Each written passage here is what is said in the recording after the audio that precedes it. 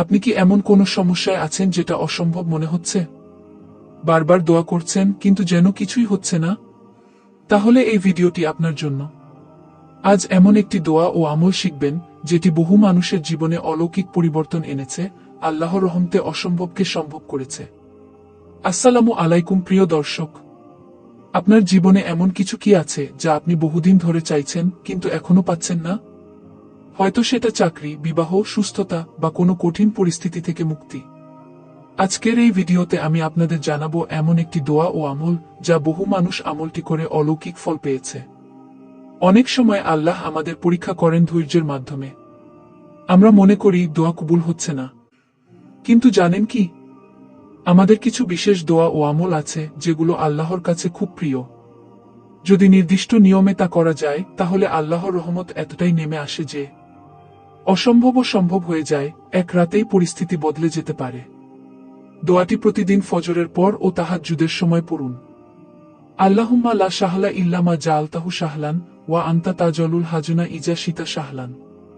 অর্থ, হে আল্লাহ, আপনি ছাড়া কিছুই সহজ নয়। আপনি চাইলে কঠিন বিষয়কেও সহজ করে দেন। তার সাথে দরুদে ইব্রাহিম 11 বার পড়ুন।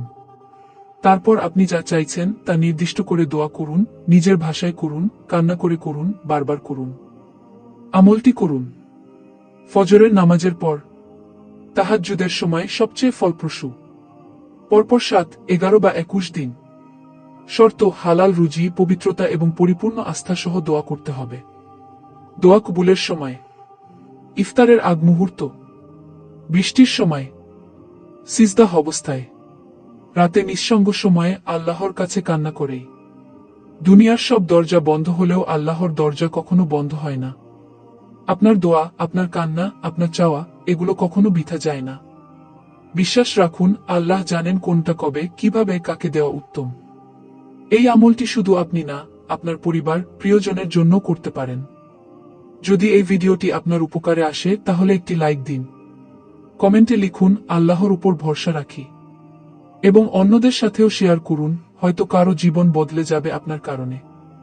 আর এমন আরো দোয়া ও আমলের ভিডিও পেতে আমাদের চ্যানেলটি সাবস্ক্রাইব করে বেল আইকন অন করে দিন। আসসালামু আলাইকুম ওয়া রাহমাতুল্লাহ।